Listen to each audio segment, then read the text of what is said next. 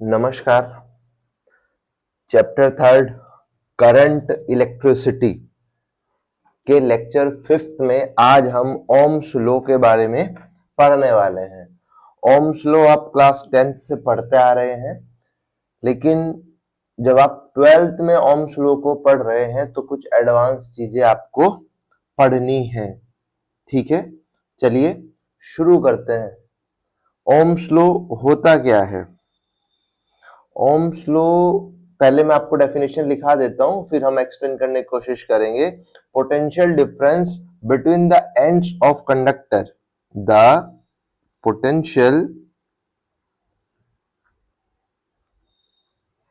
Difference between the ends of conductor is directly proportional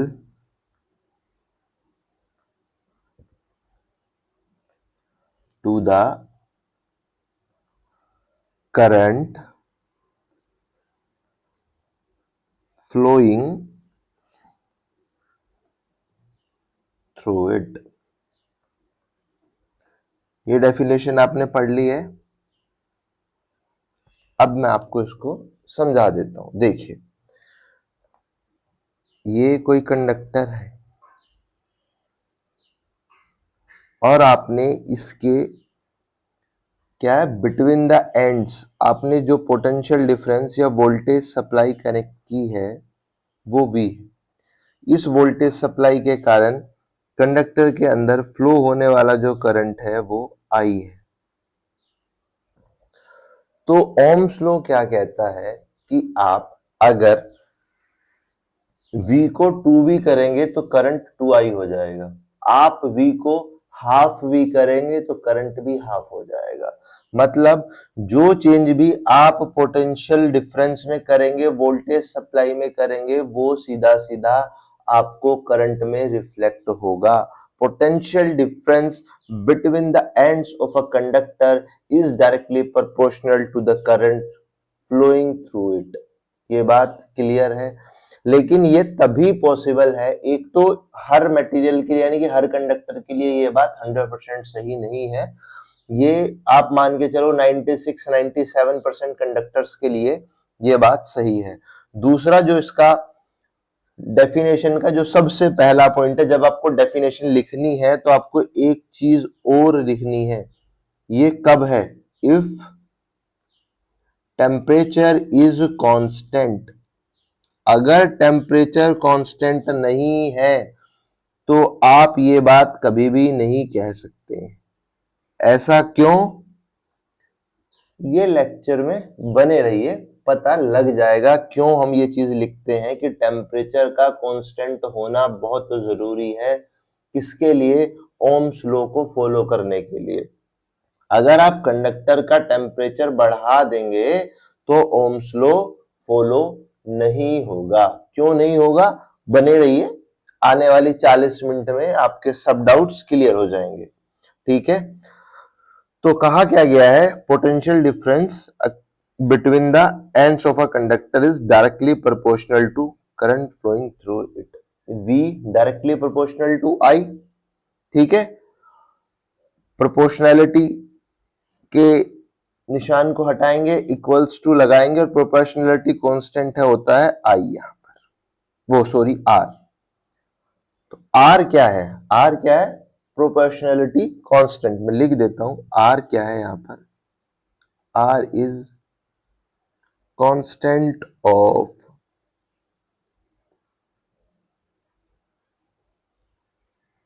proportionality, जिसको आप क्या बोलते हैं? रेसिस्टेंस। ठीक है, ठीक है। रेजिस्टेंस क्या है? जो हमने यहां पर प्रोपोर्शनैलिटी के निशान को हटाकर इक्वल्स टू लगाया है, तो हम एक प्रोपोर्शनैलिटी कांस्टेंट लिखते हैं। ठीक है, आर क्या होता है, जो रेजिस्टेंस आपने इस कांस्टेंट को नाम दिया है, ये रेजिस्टेंस क्या है? ये रेजिस्टेंस है ऑब्स्ट्रक्शंस। ये करंट जो फ्लो हो रहा है due to this voltage supply, तो इस करंट को फ्लो होने में जो जो दिक्कत आ रही है, जो जो ऑब्स्ट्रक्शंस आ रही है, वही है रेजिस्टेंस। करंट चाहता है मैं मैक्सिमम फ्लो हूं, रेजिस्टेंस चाहता है कि उसको मिनिमम कर दे। ऑब्स्ट्रक्शन पैदा करता है करंट के रास्ते में। सिंपल इतना समझ लीजिए, रेजिस्टेंस करंट को फ्लो होने से रोकना चाहता है, लेकिन करंट फ्लो होना चाहता है। तो आर क्या है? रेजिस्टेंस। अगर आप लिखेंगे आर होता क्या है, बेसिकली आर का काम क्या है, तो आर को हम कैसे जानते हैं? आर यानी कि रेजिस्टेंस क्या है? Obstruction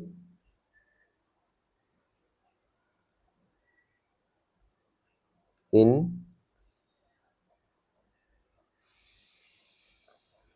flowing the current।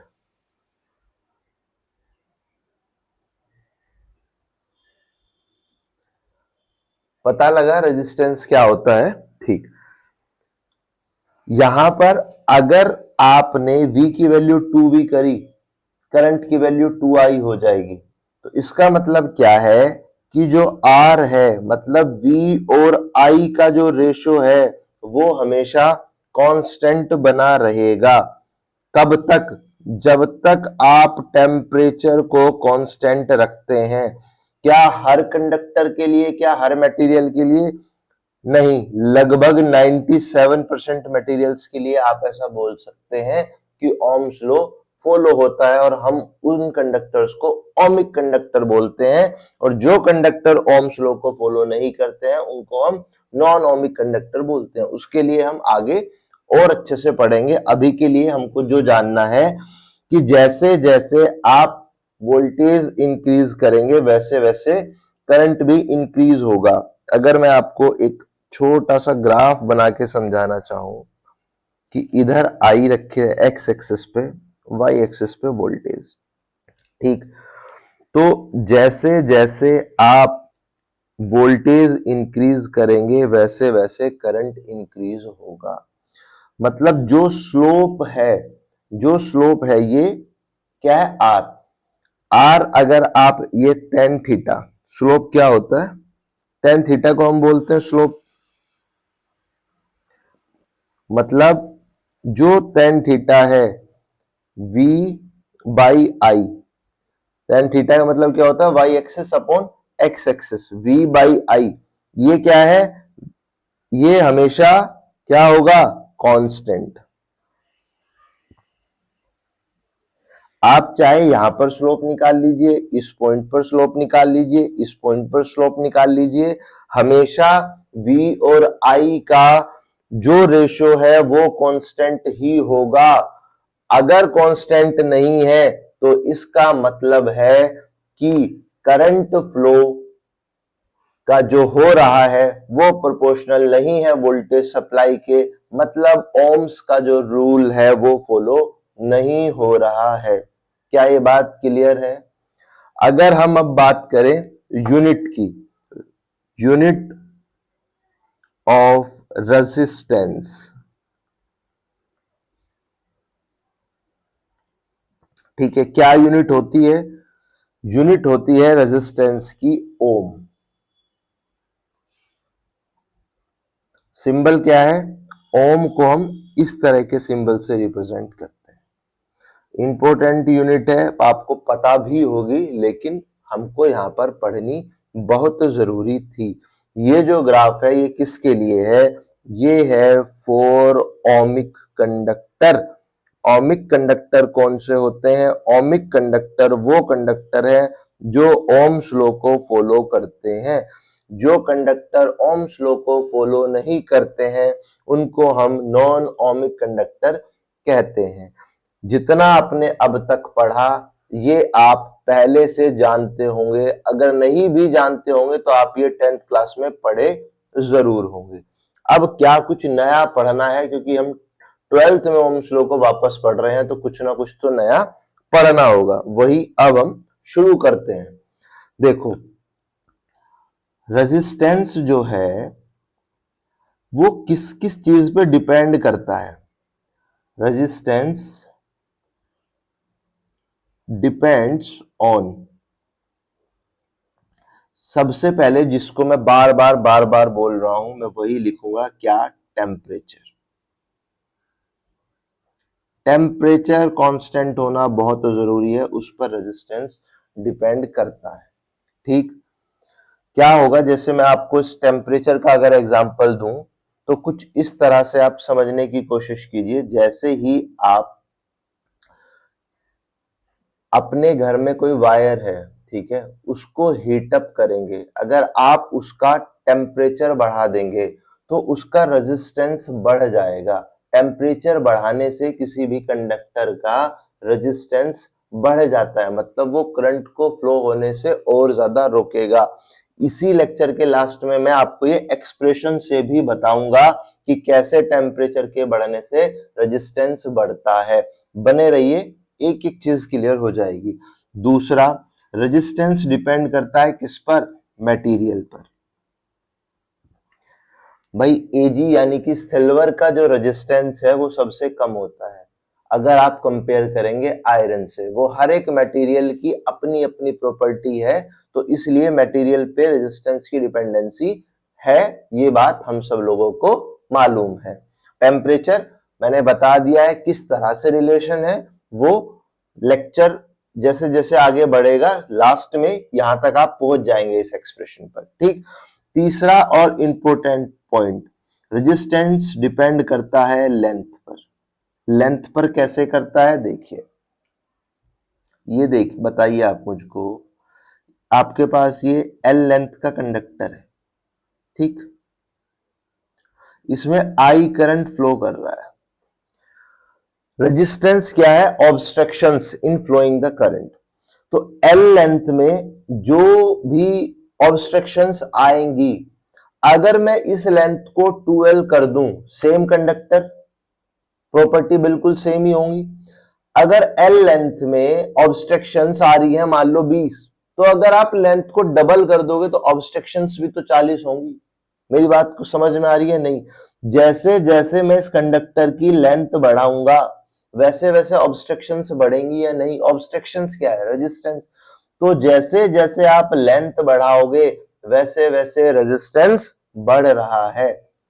समझ में आ रही है ना भाई? इस मान लो ये जो लेंथ गिवन है इसमें 10 ऑब्स्ट्रक्शंस आ रही है, तो जब लेंथ 12 हो जाएंगी तो ऑब्स्ट्रक्शंस भी तो डबल हो जाएंगी। तो लेंथ पे सीधी सीधी डिपेंडेंसी है किसकी? रेजिस्टेंस की। आर डायरेक्टली प्रोपोर्शनल है किसके? एल के। चौथी चीज जो आती है वो है cross section area. Cross section area, अगर आप अपने घर पर इलेक्ट्रिसिटी का काम करा रहे हैं तो जो आपका इलेक्ट्रिशियन होगा वो आपको बोलता होगा कि जहां जहां पे फैन का कनेक्शन है उसके लिए आप एक काम करना कि 2 mm² का वायर ले आना या 1.5 mm² का ले आना, लेकिन जहां पर आपको हीटर चलाना है, ठीक है, फैन के लिए उसने बोल दिया कि ठीक है आप 2 या 1.5 mm का वायर ले आना। जहां पर आपको हीटर चलाना है वहां के लिए आप 4 या 3 mm² का वायर लाना। आपको हीटर चलाना है या प्रेस चलानी है तो आपको 3 या 4 mm का वायर लाना पड़ेगा। ये क्या बताता है? वो यही वो चीज है, क्या? Cross section area. जो आपका इलेक्ट्रिशियन है वो आपको क्रॉस सेक्शन एरिया बता रहा है वायर का। क्यों बता रहा है? अगर आपके पास वायर का क्रॉस सेक्शन एरिया कम है, ठीक है, करंट आई फ्लो हो रहा है, और आपके पास वायर का क्रॉस सेक्शन एरिया बड़ा है यानी कि कंडक्टर का, और करंट सेम आई ही फ्लो हो रहा है, अगर रास्ता छोटा होगा तो करंट को पास करने में दिक्कत ज्यादा होगी। रास्ता यानी कि क्रॉस सेक्शन एरिया अगर बड़ा होगा तो करंट इजीली फ्लो हो जाएगा। इसीलिए वो करंट इजीली फ्लो हो सके आपको हमेशा क्रॉस सेक्शन एरिया बड़ा मंगाता है, अगर आपको हैवी इलेक्ट्रिकल अप्लायंस चलाने हैं तो। और जहां आपको सिर्फ फैन चलाना है, लाइट जलानी है, वहां पे 1.5 mm या 2 mm का वायर भी काम कर जाता है, क्योंकि वहां पर करंट का जो फ्लो है वो कम होता है। यहाँ पर करंट का फ्लो ज्यादा हो, उस केस में करंट का फ्लो ज्यादा होगा, यहाँ पे कम। लेकिन अगर दोनों में करंट जो है इक्वल भी फ्लो हो, तो जो बड़ा क्रॉस सेक्शन एरिया होगा उससे इजीली फ्लो होगा। बात समझ में आ रही है? तो क्रॉस सेक्शन एरिया जितना ज्यादा, करंट उतना इजीली फ्लो, मतलब उसको उतनी कम ऑब्स्ट्रक्शंस मिलेंगी। जितना बड़ा क्रॉस सेक्शन एरिया, ऑब्स्ट्रक्शंस उतनी कम और करंट इजीली फ्लो। मतलब ऑब्स्ट्रक्शंस बढ़ रही हैं कब? जब क्रॉस सेक्शन एरिया छोटा हो रहा है, और मैं अगर क्रॉस सेक्शन एरिया को बढ़ा रहा हूं तो जो रेजिस्टेंस है, जो ऑब्स्ट्रक्शंस है, वो कम हो रही है। मतलब यहां पर जो रेजिस्टेंस है वो इनवर्सली प्रोपोर्शनल है किसके? क्रॉस सेक्शन एरिया की। ये बात समझ पा रहे हैं? अब अगर मैं इन दोनों इक्वेशंस को एक साथ लिखूं तो क्या आएगा? आर प्रोपोर्शनल एल बाई ए। फिर वही प्रोपोर्शनैलिटी को हटाएंगे, इक्वल टू का मार्क्स लगाएंगे, निशान क्या आएगा? एल बाई ए। और जो प्रोपोर्शनैलिटी कांस्टेंट आप इस बार लिखेंगे वो आएगा क्या? रो। ये रो क्या होता है? यही रो है रेजिस्टिविटी। रो क्या है? वही constant of proportionality, constant of proportionality, जिसको आप क्या नाम देते हैं?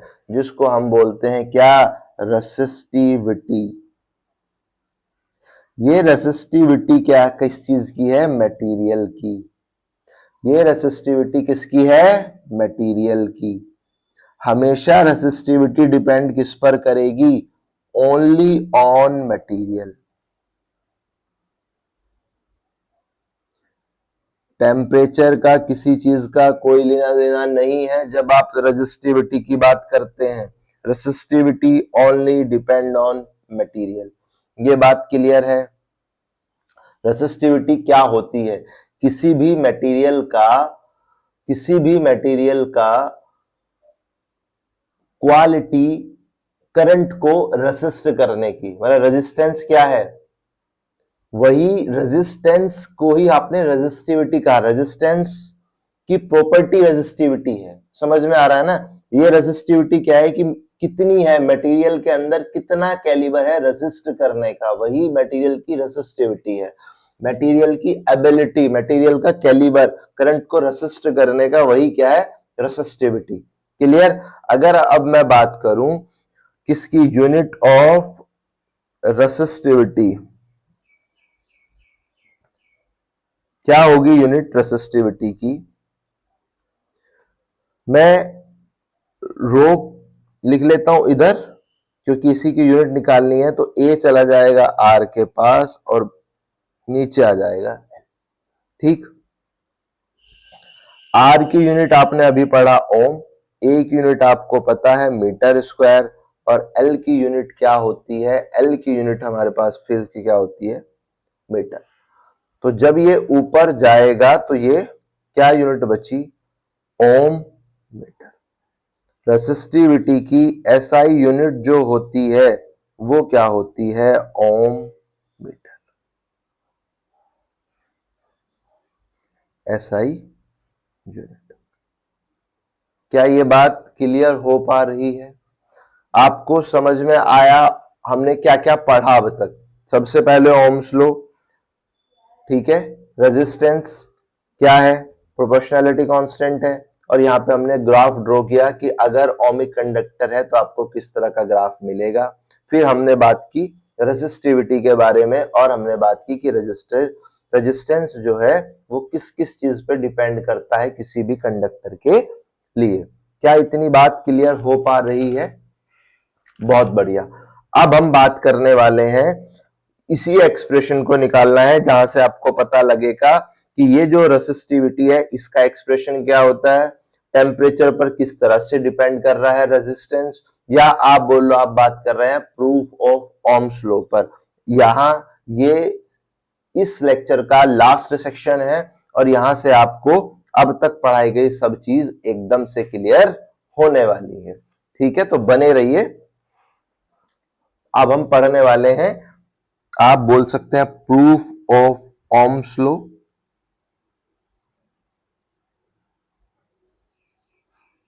या आप बोल लीजिए कि आपको पता लगेगा क्या जो रेजिस्टिविटी आपकी है उसका एक्सप्रेशन क्या होता है और टेम्परेचर पर किस तरह से रेजिस्टेंस क्या डिपेंड करता है फॉर कंडक्टर्स। ठीक,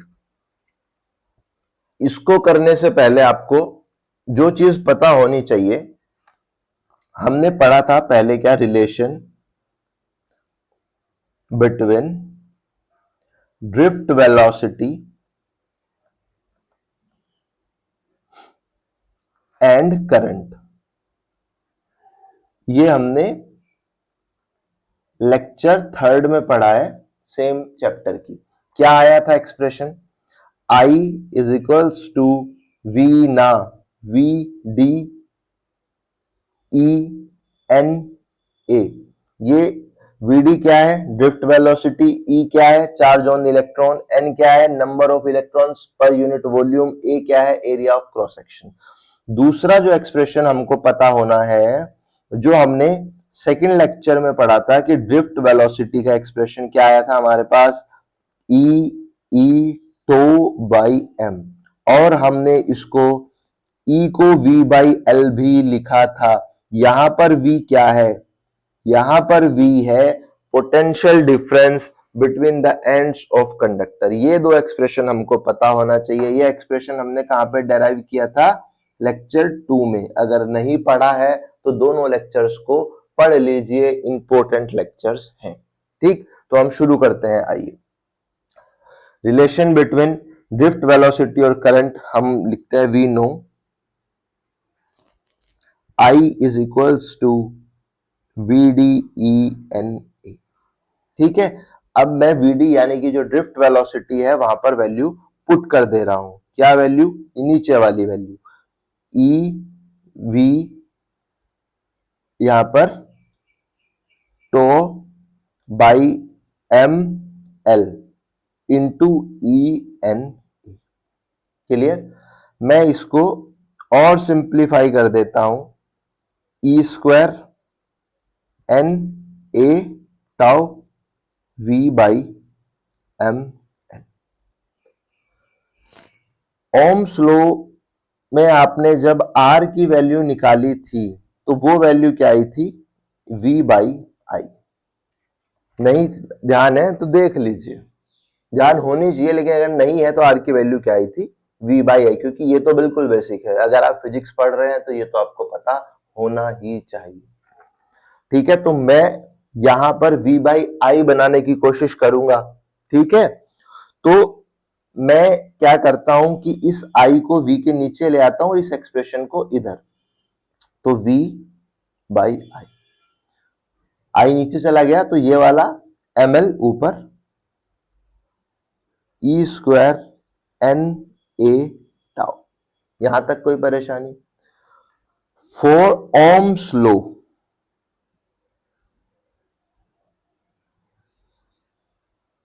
ये हमको पता है कि v बाई आई क्या होता है, v बाई आई कांस्टेंट ही होना चाहिए।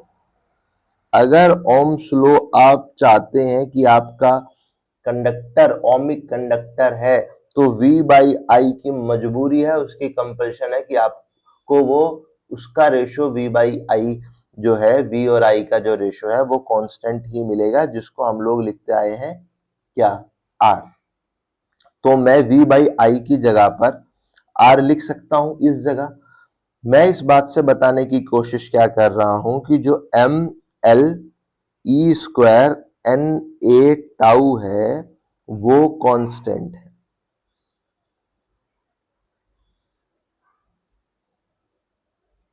क्या ये बात आप समझ पा रहे हैं, ये कांस्टेंट कैसे है, ये भी मैं आपको एक बार बता देता हूं। देखिए m क्या है, m है मास ऑफ इलेक्ट्रॉन। क्या मास ऑफ इलेक्ट्रॉन कांस्टेंट होता है, हमेशा कांस्टेंट ही रहेगा मास। l क्या है, लेंथ ऑफ कंडक्टर, ये भी कभी चेंज नहीं होगी, लेंथ ऑफ कंडक्टर भी कांस्टेंट ही होगी। तीसरी चीज क्या है, E यानी कि charge on electron. Charge on electron भी कभी चेंज नहीं होगा, वो भी कांस्टेंट ही होगा। ठीक है। फोर्थ जो चीज है एन, एन तो जो भी आपने कंडक्टर लिया है उसके लिए पहले ही डिसाइड हो चुका है, क्या, नंबर ऑफ इलेक्ट्रॉन पर यूनिट वॉल्यूम। ठीक है ना, यानी कि इलेक्ट्रॉन डेंसिटी, ये भी पहले ही डिफाइंड है जब आपने कंडक्टर लिया है। ए क्या है, एरिया ऑफ क्रॉस सेक्शन। आप बीच में तो क्रॉस सेक्शन का एरिया चेंज नहीं करेंगे, जब आप कंडक्टर ही चेंज नहीं कर रहे हैं तो एरिया ऑफ क्रॉस सेक्शन कैसे चेंज हो जाएगा, वो भी सेम रहेगा। अब टाउ क्या है, टाउ है रिलैक्सेशन टाइम। रिलैक्सेशन टाइम जिसको नहीं पता है, ये है average time between two successive collisions of electron with fixed ions. ठीक है, कहां पे, ड्यूरिंग ड्रिफ्ट वेलोसिटी। ये पूरा रिलैक्सेशन टाइम क्या है, इसके लिए आपको चैप्टर सेकंड पढ़ना पड़ेगा, ड्रिफ्ट वेलोसिटी, उसमें बहुत अच्छे से समझाया है अगर आपको रिलैक्सेशन टाइम नहीं पता है। क्या ये बात सही है? रिलैक्सेशन टाइम, ओम्स लॉ की सबसे पहली कंडीशन क्या है कि आपको टेम्परेचर रखना है कांस्टेंट। जब हमने रिलैक्सेशन टाइम पढ़ा था तो मैंने वहां भी बताया था कि रिलैक्सेशन टाइम सिर्फ तभी चेंज हो सकता है अगर आप टेम्परेचर चेंज करें, और टेम्परेचर आपको ओम्स लॉ में सबसे पहली कंडीशन है कि आपको टेम्परेचर को हाथ नहीं लगाना है, टेम्परेचर कांस्टेंट होना चाहिए। और टाउ डिपेंड करता है केवल टेम्परेचर पर, और टेम्परेचर आप रख रहे हैं कांस्टेंट, तो मतलब रिलैक्सेशन टाइम जो है वो क्या है, कांस्टेंट। तो मुझको ये बताइए, इसमें आपने 6 टर्म्स जो यूज की हैं, क्या वो सब टर्म, 3 3 6 क्या छोटा है, एम हो गया, एल हो गया, ई एन ए टाउ, सब चीज कवर है। ठीक है, कुछ नहीं छूटता है। तो मुझको ये बताइए कि ये एक एक चीज कांस्टेंट है, और यही मैं कह रहा हूं कि V by L ohmic conductor के लिए कांस्टेंट होना चाहिए, यानी कि ये वाला जो इक्वेशन है, ये वाला जो एक्सप्रेशन है, ये कांस्टेंट होना ही चाहिए, और ये कांस्टेंट है। ये हम, अगर आपको ये पता है कि ये सिंबल किस किस चीज के हैं, तो आपको ये बात समझ में आ रही होगी कि हाँ, ये वाला जो एक्सप्रेशन है ये कांस्टेंट है। तो क्या मैं R को, यानी कि जो रेजिस्टिविटी कांस्टेंट है, उसको इसके इक्वल लिख सकता हूं? इसमें कोई परेशानी हो तो आप मुझको बताइए कि नहीं लिख सकते।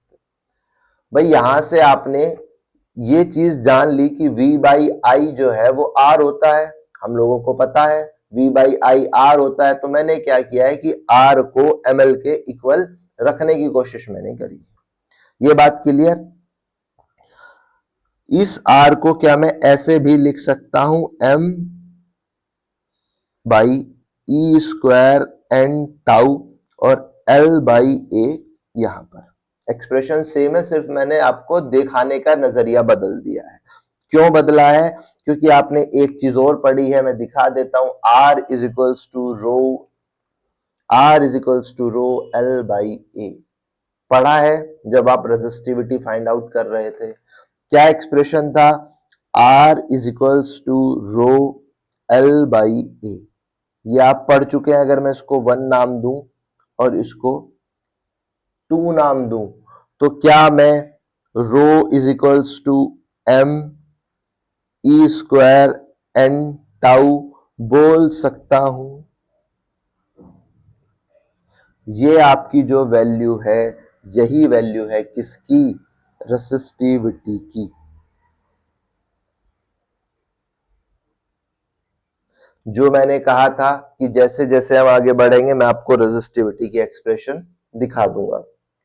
एक चीज क्या बोली थी, how temperature depends on, how conductor depends on temperature, है ना, वो चीज भी दिखा देता हूं, आओ कैसे। मैंने क्या बोला है, अगर टेम्परेचर आपने बढ़ाया तो जो इलेक्ट्रॉन्स का कोलिजन हो रहा है फिक्स्ड आयंस के साथ, वो बढ़ जाएगा, यानी कि रिलैक्सेशन जो टाइम है कम हो जाएगा। क्यों? जैसे ही आप टेम्परेचर बढ़ाएंगे तो कंडक्टर को थर्मल एनर्जी मिलेगी, थर्मल एनर्जी मिलते ही कंडक्टर्स की, जो कंडक्टर्स के अंदर फ्री इलेक्ट्रॉन्स जो हैं उनका मोशन बढ़ जाएगा। जब उनका मोशन बढ़ेगा तो वो जो रिलैक्सेशन टाइम है यानी कि कॉलिजन का जो टाइम है वो कम हो जाएगा। मतलब तो कम हो, जैसे ही आप टेम्परेचर बढ़ाओगे तो रिलैक्सेशन टाइम कम हो जाएगा। रिलैक्सेशन टाइम क्या है? Time, average time between two successive collisions of electrons with fixed ions in the conductor. नहीं समझ में आ रहा है तो लेक्चर फर्स्ट देखो अगर आपको रिलैक्सेशन, लेक्चर सेकंड देखो अगर आपको रिलैक्सेशन टाइम अभी भी क्लियर नहीं हो पा रहा है तो। ठीक है, टेम्परेचर बढ़ाया, रिलैक्सेशन टाइम कम हुआ। जब रिलैक्सेशन टाइम कम हुआ तो ये क्या है? इनवर्सली प्रोपोर्शनल है किसके? रेसिस्टिविटी के। तो यानी कि रेसिस्टिविटी बढ़ी, और जब रेसिस्टिविटी बढ़ी तो रेजिस्टेंस ऑटोमेटिक इंक्रीज हुआ। मैंने क्या बताया था? जैसे जैसे आप टेम्परेचर बढ़ाओगे वैसे वैसे रेजिस्टेंस बढ़ता है। क्या ये चीज मैंने इस एक्सप्रेशन से प्रूव कर दी है? मैं वापस से रिपीट कर रहा हूं, देखो अगर मैं टेम्परेचर बढ़ाऊंगा तो रिलैक्सेशन टाइम कम होगा। रिलैक्सेशन टाइम इनवर्सली प्रोपोर्शनल है रेजिस्टिविटी के, तो अगर रिलैक्सेशन टाइम कम हुआ तो रेसिस्टिविटी इंक्रीज हुई, और रेसिस्टिविटी अगर इंक्रीज हुई तो रेजिस्टेंस तो ऑटोमेटिक। रेसिस्टिविटी क्या है? रेसिस्टिविटी सिर्फ एक, मतलब मैं बताऊं आपको, वॉल्यूम बता देगा कि रेजिस्टेंस कितना रेजिस्टेंस है। रेसिस्टिविटी मतलब रेजिस्टेंस कितना है, कितना रेसिस्ट कर सकता है स्पेसिफिक कंडक्टर करंट को, वही रेसिस्टिविटी है। तो रेसिस्टिविटी इंक्रीज हुई तो रेजिस्टेंस ऑटोमेटिक इंक्रीज हुआ। जैसे जैसे आप टेम्परेचर बढ़ाओगे ऐसे ऐसे रेजिस्टेंस बढ़ता जाएगा। ये चीज मैंने आपको बताई थी, टेम्परेचर पर डिपेंड करता है रेजिस्टेंस। ये मैंने आपको यहाँ पर प्रूफ करके बता दिया है कि किस तरह से टेम्परेचर पर डिपेंड कर रहा है रेजिस्टेंस। ठीक है, अब इसमें एक बहुत जरूरी चीज है। क्या? एक तो जो सबसे पहले है ओम्स लॉ का, ओम्स लॉ का वेक्टर फॉर्म। ठीक, उससे पहले आपको पढ़ना पड़ेगा करंट डेंसिटी के बारे में, और इसी ओम्स लॉ के वेक्टर फॉर्म में आपको एक तो करंट डेंसिटी पढ़नी है, एक आपको पढ़ना पड़ेगा कंडक्टिविटी के बारे में। ठीक, तो मुश्किल से 20 to 25 मिनट्स का लेक्चर होने वाला है। मैं यहां पे क्यों नहीं करा रहा हूं, लेक्चर लंबा हो जाएगा, आप लोग परेशान हो जाते हो, लेक्चर बड़ा हो जाता है। तो नेक्स्ट लेक्चर में हम लोग ओम्स लॉ के वेक्टर फॉर्म के बारे में बात करेंगे, जहां पे हमको करंट डेंसिटी और कंडक्टिविटी के बारे में जानना पड़ेगा ओम्स लॉ के वेक्टर फॉर्म को पढ़ने से पहले। इसको हम नेक्स्ट वीडियो में कवर करेंगे। कंडक्टिविटी क्या होती है? जो रेजिस्टिविटी है उसका अगर मैं रिवर्स कर दूं तो वही कंडक्टिविटी कहलाती है, जिसको हम लोग सिग्मा से रिप्रेजेंट करेंगे। ये नेक्स्ट लेक्चर में हम लोग कवर करेंगे। ठीक है, अगर आपको इस लेक्चर के या प्रीवियस हमारे किसी भी लेक्चर के नोट्स चाहिए तो आप चैनल के बायो से जाके टेलीग्राम ग्रुप को ज्वाइन कर सकते हैं। और अगर आपको वीडियो पसंद आया हो तो चैनल को सब्सक्राइब कीजिए, वीडियो को लाइक कीजिए और अपने दोस्तों के साथ शेयर कीजिए जिसको ओम्स लॉ पढ़ना है। अभी ओम्स लॉ कंप्लीट नहीं हुआ है, अभी आपको इसकी वेक्टर फॉर्म के बारे में पढ़ना है। उसको पढ़ने के लिए आपको करंट डेंसिटी और कंडक्टिविटी के बारे में जानना जरूरी है। तो stay tune in next lecture. Clear?